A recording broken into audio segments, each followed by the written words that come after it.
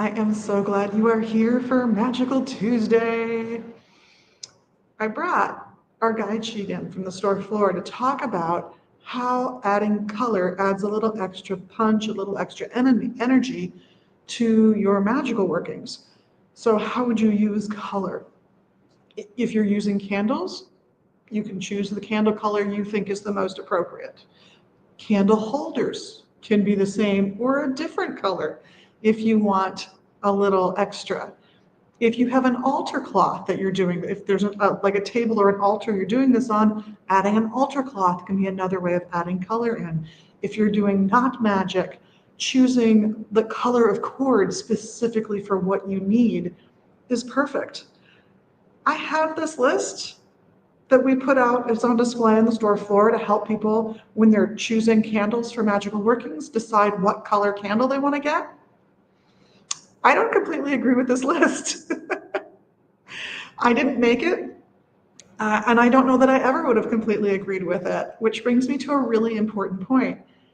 If a particular color means something to you and you alone, and you're doing this magic for yourself, by yourself, etc., you're the only one who has to understand what the meaning of that color is, use the color that you think works best, regardless of anything I or anyone else will ever tell you about colors.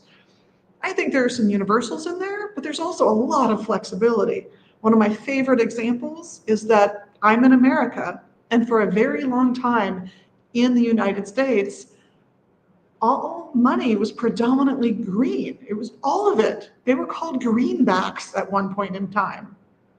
So if you think of green and money as going together because of that experience, use green for money. Never mind the fact that it's traditionally associated with Venus or Freya, and therefore love and relationships and passions and luck and feeling good about yourself. Forget all of that if for you green is just money. That said, green to a lot of people has been all of those other things. So I got a list to help me stay organized and kind of go through all the basics. So we're going to start with white and black candle colors, altar colors. The bag you put your tarot in or your runes in, you could use specific colors to help you cleanse the divination materials, to help you focus them, to help bring that kind of power to them. Something with purple stitching or purple fabric, that's what I wanted, fabric, would be great for more psychic things, especially for those who think in terms of chakras. Now, regardless of which system you use, there will always be some differences between systems. Many systems almost match because let's face reality.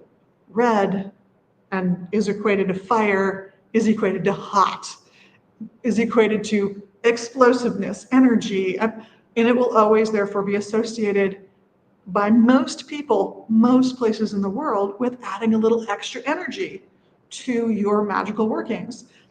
Red's associated with Mars. Mars functionally is largely the same as that red color definition I just gave you.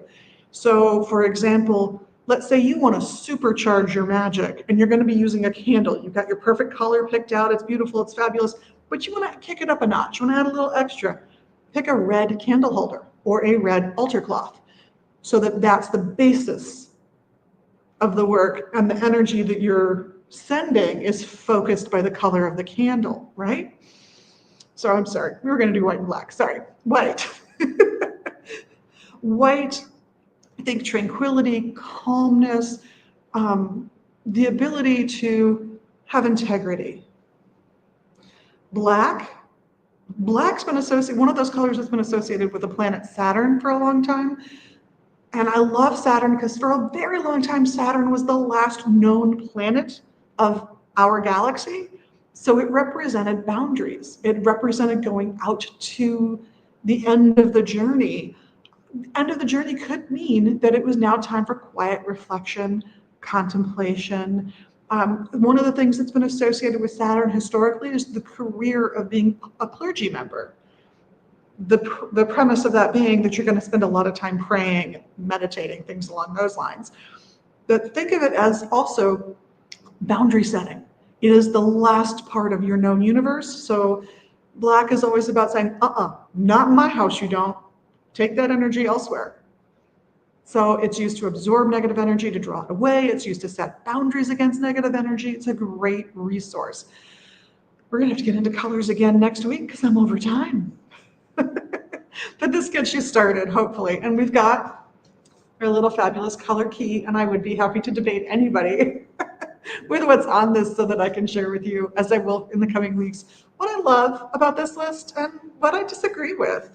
So that said, this is Liz from Megas Books and Herbs in Minneapolis and megasbooks.com. Wishing you a wonderful day, a wonderful week, a wonderful life, asking you to do the likes, the subscribes, the thumbs, all the things.